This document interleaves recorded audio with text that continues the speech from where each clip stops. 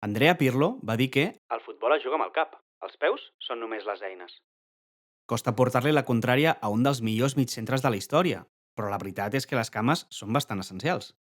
Hi ha jugadors que només en fan servir una i d'altres que tenen l'habilitat per fer servir totes dues.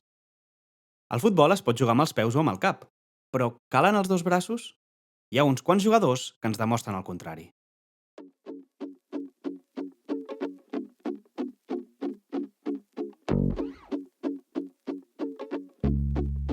100 històries de futbol.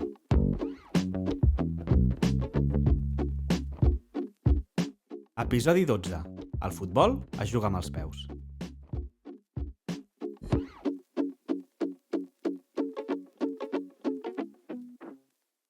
Crec que en un episodi com aquest era interessant recopilar unes quantes històries similars en comptes d'explicar-les de manera independent. Cada futbolista té un relat diferent, evidentment, però el seu nexe d'unió és tan peculiar que ho he volgut fer així. Tot seguit venen 8 jugadors als quals els faltava un braç sencer o una part.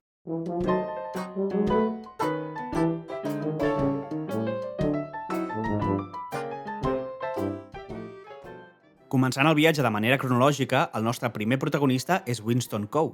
Coe va néixer a Irlanda l'any 1879 i poc després del canvi de segle va anar a viure a l'Argentina, instal·lant-se a la ciutat de Lanús, a prop de Buenos Aires. La informació sobre la seva joventut és escassa i es desconeix com i quan va perdre el braç esquerre. El que sí que sabem és que va començar a jugar amb el Barracas Athletic Club. En aquella època, ser provinent de les Illes Britàniques automàticament donava un estatus important a qualsevol jugador, i els equips buscaven homes provinents d'aquesta regió. Coe jugava de lateral dret, i la seva carrera, malgrat tenir només un braç, no era mereixedora de grans relats. Al cap i a la fi, ell era un jugador més en un equip amateur. Tot va canviar l'any 1906. Aquella temporada, l'equip va veure com el seu porter titular, José Buruca Laforia, marxava a jugar a l'Alumni Athletic Club, un dels equips més importants d'inicis del segle XX a l'Argentina, guanyador de 10 lligues en 12 anys. Mancats de porter, tots els jugadors de camp van anar provant un a un a veure qui era el millor sota pals. Tots eren un desastre, però encara faltava Coe per intentar-ho, Si voleu, us puc donar un cop de mà. Dues, ja sabeu que no puc. va dir el jugador. Davant la sorpresa de tothom, Winston Coe va fer una actuació memorable a la porteria i es va decidir unànimement que seria el porter durant els següents partits del Barracas.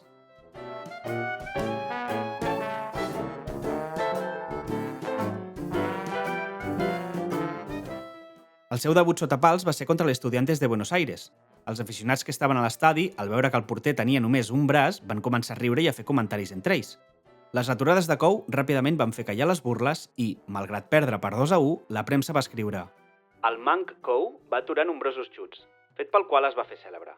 La seva manera d'aturar la pilota, la seguretat i confiança amb la qual actua són dignes d'elogi.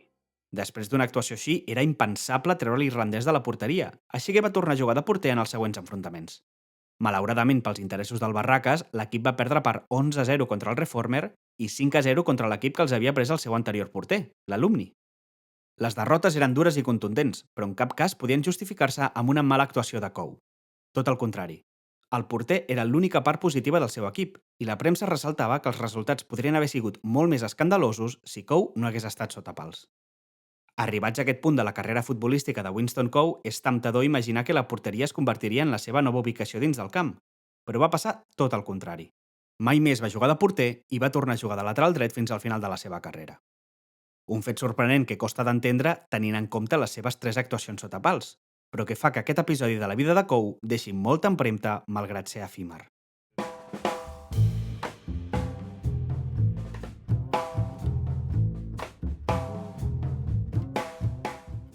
Per parlar del següent jugador, només cal viatjar un parell de dècades més endavant i creuar una frontera per viatjar de l'Argentina a l'Uruguai.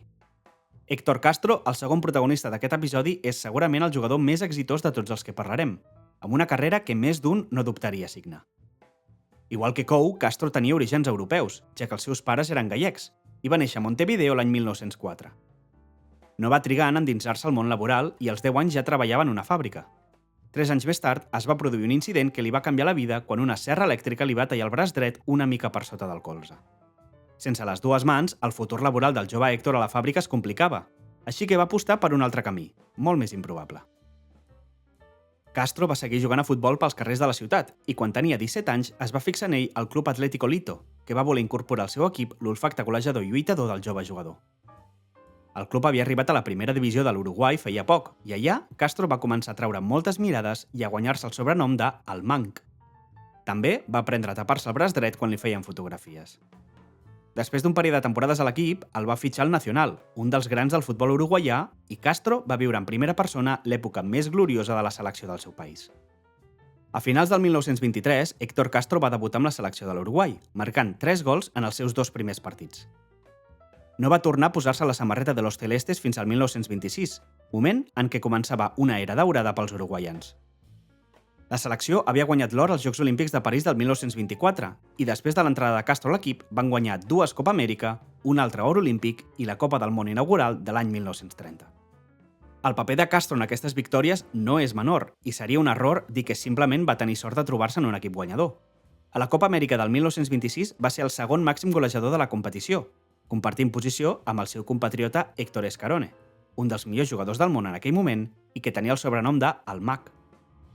Als Jocs Olímpics del 1928 només va marcar un gol a quarts de final contra Alemanya, però era el gol que obria la llauna, una especialitat de Castro. Va ser a la Copa del Món del 1930 quan va posar el seu nom en els llibres d'història del futbol del seu país. En el primer partit que l'Uruguai disputava en una Copa del Món, Castro va marcar l'únic gol en una victòria per la mínima contra Perú. La selecció uruguaiana, que jugava com a anfitriona i vigent campiona olímpica, va arribar a la final. Allà s'enfrontaven amb els seus veïns argentins i quan faltaven pocs minuts pel xiulet final, l'Uruguai guanyava per un únic gol. Castro, que acostumava a ser qui obria el marcador, en aquella ocasió va ser l'encarregat de sentenciar-lo. Al minut 89 va marcar el definitiu 4-2 que donava a la seva selecció el primer campionat del món de la història del futbol.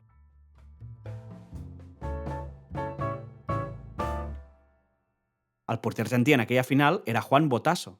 Ell es va queixar molt de la duresa de les entrades que havia rebut per part dels seus oponents, sobretot cops a l'estómac i a les cames. L'autor d'aquestes accions era Héctor Castro. En aquella final es va produir un moment molt curiós dins de la història de les finals de la Copa del Món. Com que no hi havia cap mena de precedent, va haver-hi un fort debat al voltant de quina pilota s'havia de fer servir per jugar al partit. Cada selecció volia que fos la que ells estaven acostumats a fer servir, i no volien cedir, considerant això un desavantatge important. La FIFA va entrar a solucionar el problema i va decidir que la primera part jugaria amb la pilota dels argentins i la segona amb la dels uruguaians. De fet, cada selecció va guanyar la part que es va disputar amb la pilota que volien. L'Argentina va anar al descans imposant-se el marcador per 2-1 i la segona meitat va ser guanyada per l'Uruguai amb un resultat de 3-1. Jugadors com Leandro Andrade, el capità José Natzazi o el ja esmentat Héctor Escarone van ser els emblemes d'aquella selecció, però el nom de Castro va tenir una importància enorme i potser no s'haguessin aconseguit tants títols sense la seva contribució. Després de la seva retirada va convertir-se en l'entrenador del Nacional, guanyant 4 lligues consecutives i va acabar morint l'any 1960 a causa d'un infart de miocardi.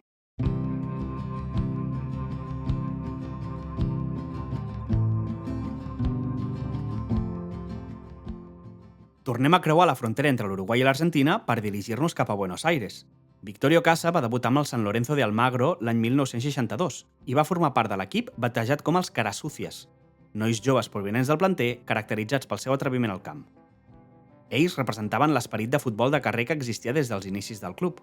Tot havia començat quan el pare Lorenzo Massa havia vist uns nens jugar a futbol al carrer i quasi moria a causa d'un tramvia. Ell els va oferir poder jugar al pati de l'església a canvi d'anar a missa cada diumenge, i el club va incorporar el nom del pare Lorenzo al seu propi. En aquest moment, i a diferència dels altres 2 jugadors que ja hem conegut, Casa encara tenia tots 2 braços. Tot va canviar la nit de l'11 d'abril del 1965. Casa i la seva parella van aturar el seu cotxe en una zona militar prohibida. Tenien la música de la ràdio tan alta que no van sentir com un membre de l'exèrcit es va apropar i va començar a disparar-los amb la seva metralladora. Les ferides que va patir el jugador posaven la seva vida en perill i Casa es va posar a caminar sense rumb al veure el seu cos ple de sang. La seva nòvia, en estat de xoc, no va poder moure's del vehicle. Un taxista aficionat de San Lorenzo que, afortunadament, passava per allà, va reconèixer Casa i el va dur a l'hospital més proper a tota velocitat. Allà li van dir que no hi havia cap altra possibilitat que no fos l'amputació del braç dret. El futur de Casa es tornava incert i molta gent va suposar que mai tornaria a trepitjar un camp de futbol. Però la força de voluntat del jugador va fer que mes i mig després del tiroteig tornés a jugar un partit amb el San Lorenzo. Malgrat la derrota per 2-0 contra Banfield, els 90 minuts que va disputar Casa van ser la gran notícia del partit. Va començar a jugar fent servir un braç ortopèdic, però no va trigar gaire a saltar la gespa sense cap mena de pròtesi. Amb un braç vaig jugar igual que amb tots 2. Perds estabilitat al principi, però t'hi acostumes. Mai no et caus del costat que et falta el braç. I això és el que no entén la gent. L'habilitat no la vaig perdre, gambatejava amb la cintura. Jugava un partit malament i la gent parlava, però també jugava malament quan tenia els dos braços. Deia ell. Les fotografies on apareixia jugant sense l'extremitat tenien un component èpic i de superació que encaixaven amb l'esperit del club. Però la realitat és que l'electricitat que tenia el joc de caça va anar desapareixent a poc. El 1966 va marxar de l'equip i va jugar en alguns clubs de la zona de Buenos Aires abans de marxar a jugar als Estats Units. Els Washington Darts es va convertir en el jugador més ben pagat de la lliga, cobrant $15.000 l'any. La premsa americana es va sorprendre molt del braç que li faltava, però les queixes anaven dirigides bàsicament al seu nul nivell d'anglès. Victorio Casa va morir l'any 2013 a causa d'una aturada cardíaca i no va poder veure com el San Lorenzo guanyava la Copa Libertadores per primera vegada l'any següent. Qui sí que va poder veure i celebrar aquella victòria va ser l'aficionat més notori de l'equip argentí, el papa Francesc.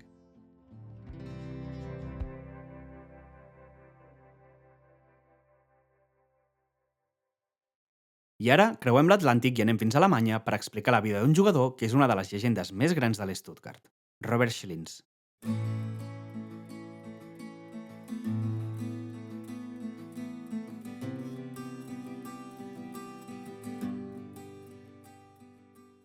Ell va néixer l'any 1924 en una zona que s'incorporaria a la ciutat de Stuttgart poc després i que no m'atreveixo a pronunciar. Jugant per l'equip del seu districte, va guanyar alguna competició juvenil, però la seva carrera futbolística va canviar per complet quan encara era un adolescent. La Segona Guerra Mundial s'anava apropant al seu final, però alguns líders nazis encara creien possible un miracle que els fes guanyar el conflicte. Schlins va ser enviat a lluitar al front oriental contra els soviètics, però un tret a la mandíbula el deixava incapacitat per seguir lluitant i va ser enviat a casa. Poc després, la guerra es va acabar i Alemanya intentava tornar a una certa normalitat. El país es separava en dos i Schlins es va trobar en el bàndol de l'oest. El futbol va tornar a jugar-se amb regularitat, segurament per intentar que els ciutadans no pensessin en el que havia passat i tinguessin un passatemps. Alemanya de l'Oest va crear 5 lligues separades per regions, les Oberligas, que van existir fins la creació d'una lliga unificada l'any 1963, la Bundesliga que coneixem avui dia. L'equip de Schlins havia perdut algun dels seus millors jugadors durant la guerra, i això els deixava sense cap mena de possibilitat de tornar a competir. Schlins va començar a jugar amb l'Stuttgart com a jugador convidat, però el 1945 va fitxar pel club de manera permanent. Ell, que sempre havia jugat de defensa, va començar a jugar de davanter, un canvi estrany, però molt profitós. L'Stuttgart havia sigut un dels fundadors de l'Oberliga Sud i en la primera temporada de la Lliga va alçar-se campió gràcies, en part, als 46 gols marcat per Schlins, un rècord històric. 2 anys més tard, ell va tornar a ser el màxim golejador de la competició, aquest cop amb 31 gols, però l'Stuttgart no va aconseguir tornar a ser el campió. El canvi de posició havia convertit Schlins en un davanter letal. En aquell moment tenia els dos braços, però com ja us podeu imaginar, això no va durar gaire. L'agost del 1948, Schlins anava en cotxe a un partit i va patir un greu accident. A causa d'això, el seu avantbraç esquerre va haver de ser amputat. Igual que Victorio Casa, allò semblava ser el final d'una prometedora carrera, però Schlins encara tenia molt futbol per donar i, a diferència de Casa, la seva etapa després de l'accident va ser la més exitosa.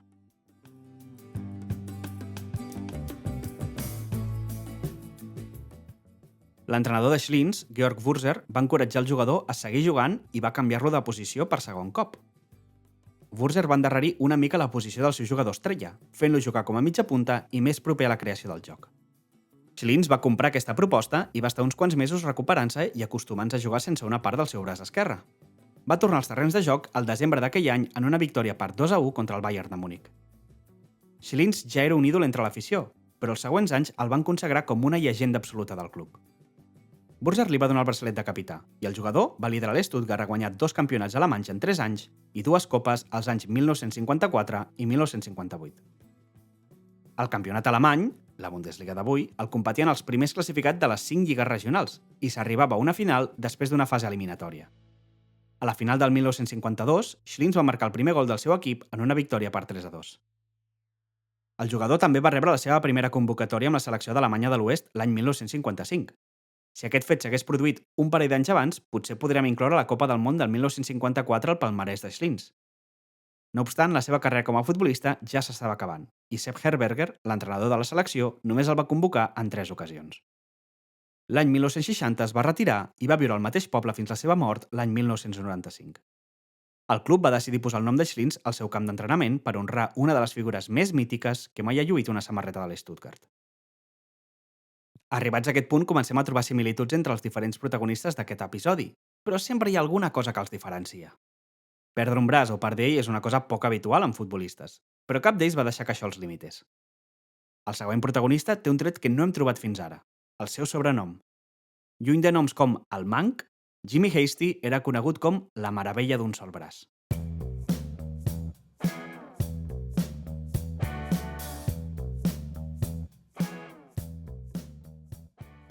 Hasty va néixer a Belfast l'any 1936 i com Héctor Castro va començar a treballar a una fàbrica quan era tan sols un nen. Les similituds amb Castro no s'acaben aquí, ja que també va ser allà on un accident li va provocar perdre el braç esquerre pràcticament sencer. A sobre, era el seu primer dia treballant allà i tenia només 14 anys. El propietari de la fàbrica va haver d'indemnitzar-lo amb 1.200 lliures, que avui dia serien uns 50.000 euros. Per algú com ell, que havia crescut en un entorn de pobresa, allò eren molts diners i li va permetre viure tranquil·lament durant un bon temps. Sense haver de treballar, Hasty podia centrar-se únicament en la seva gran passió, el futbol. Quasi una dècada després de l'accident, el va fitxar el Newrytown, que jugava a la segona divisió del futbol irlandès. Aquella temporada la va acabar com a màxim golejador amb 38 dianes i el Newrytown va quedar primer. Les seves actuacions no passaven desapercebudes i molts directius van voler portar-lo cap als seus equips. Un d'aquests homes que no podia treure-li els ulls de sobre era Jim Malone, director del Dundalk. La resta de la directiva no estava massa convençuda que fitxar Hasty fos un encert, així que Malone es va oferir a pagar el fitxatge ell mateix si feia falta. Dit i fet, Hasty va fer les maletes cap al seu nou equip el novembre del 1960. Les següents temporades van consolidar Hasty com un jugador diferent a la resta i no només perquè li faltava un braç. Tenia un olfacte golejador com pocs i regatejava d'una manera que els defenses no sabien contrarrestar del tot. Molts tenien por d'anar massa dur amb un jugador a qui li faltava bona part d'una extremitat, però quan veien del que era capaç, ràpidament es posaven a marcar-lo de molt a prop. Hasty era una estrella local i el camp s'omplia de gent que volia veure'l jugar. La seva arribada al Dundalk va suposar un abans i un després. Després de dècades de mediocritat futbolística, el club va tornar a competir per la Lliga, títol que van aconseguir la temporada 1962-1963. El triomf va suposar la classificació de l'equip per competicions europees, on Hasty estava preparat per fer història.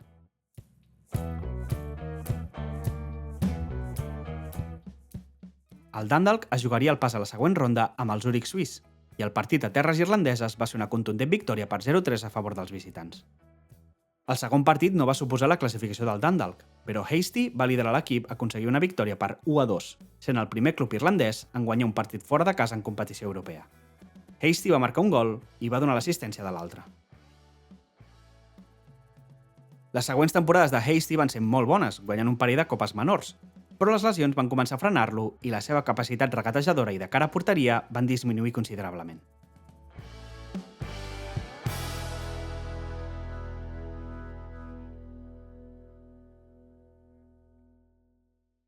L'any 1966 va marxar del club sent el quart màxim golejador en aquell moment.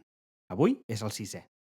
Hasty, que mai havia deixat de viure a la seva ciutat natal de Belfast, va trobar feina en un local d'apostes esportives. L'11 d'octubre del 1974 anava a treballar com qualsevol altre dia, però aquell matí no arribaria a trepitjar la tenda. Irlanda del Nord estava endinsada en els Troubles i un grup favorable al Regne Unit va acabar amb la seva vida. Les investigacions posteriors no van arribar a cap conclusió i el seu assassinat segueix sense tenir un culpable clar. Hasty tenia 37 anys.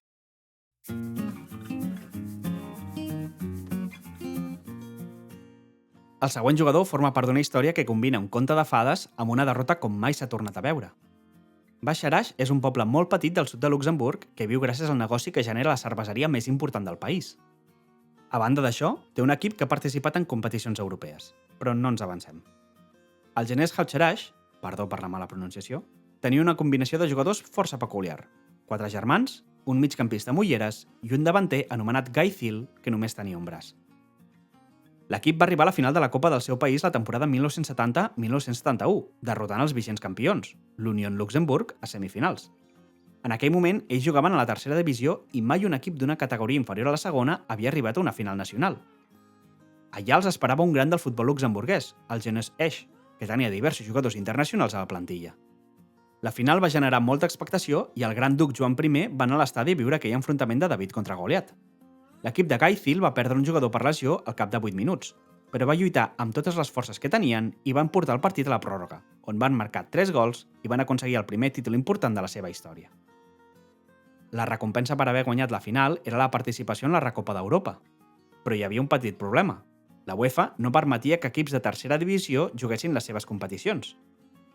Per sort per ells, aquell any també van aconseguir pujar de categoria i van combinar el futbol europeu amb el nacional. El Genès Hautxarach havia de jugar-se la classificació a la següent ronda contra el Chelsea, i pel primer partit de l'eliminatòria, l'Ajuntament va haver de pagar un sistema de llums pel camp que complís amb els estàndards de la UEFA. Uns quants jugadors de l'equip eren electricistes i van fer ells mateixos la instal·lació. El partit va ser dominat completament pels anglesos, que a la mitja part ja guanyaven per 6 gols amb un hat-trick de Peter Osgood. El resultat final va ser de 8-0. L'entrenador del Chelsea, Dave Sexton, va voler ser molt respectuós i va dir que estava molt content de poder haver fet 8 gols fora de casa. una declaració que contrastava amb certs articles de diaris britànics, que feien mofa dels luxemburguesos. Ara l'únic inconvenient que quedava per arreglar, a banda del resultat en contra, era com cobrir el cost de viatjar a Londres. Els jugadors no rebien cap sou i s'organitzaven amb els seus propis vehicles per fer els desplaçaments. La cerveseria local va oferir pagar per tot el que fos necessari i el somni europeu de l'equip va continuar viu. El Chelsea va saltar la gespa a mig gas i no van necessitar prémer l'accelerador en cap moment. L'únic que jugava amb totes les seves forces era Osgood, que s'havia jugat 5 lliures amb el seu porter, que marcaria 6 gols. En va fer 5. El partit va acabar amb un 13-0 favorable als locals i el resultat final de 21-0 continua sent un rècord en competicions europees. Només igualat la temporada següent en l'eliminatòria entre el Feyenoord holandès i l'US Romelange, també de Luxemburg. L'equip va canviar de nom l'any 1997, en fusionar-se amb un altre equip local i va passar a anomenar-se UN Kaerjeng 97. L'any 2007 van classificar-se per competició europea novament i van trobar-se amb el Lillestrøm noruec. Van guanyar pels gols marcats fora de casa, quan això encara existia, però van ser eliminats per l'Standard de Liège a la següent ronda. I abans de tancar aquest episodi, esmentarem breument 2 casos més. El primer és el d'Àlex Sánchez, primer jugador que va disputar minuts a la primera divisió espanyola tenint només una mà. Ho va fer l'any 2009 mentre formava part del Saragossa. El segon és el de Carson Pickett, jugadora nord-americana. Ella va néixer sense l'avantbraç esquerre i ha sigut una figura molt vocal en el respecte a persones com ella durant la seva carrera. L'any 2019 es va viralitzar una imatge en què saludava un nen de 2 anys amb la seva mateixa condició. La fotografia, en què tots dos xoquen els seus braços, va fer la volta al món i va convertir a Pickett encara més en un símbol.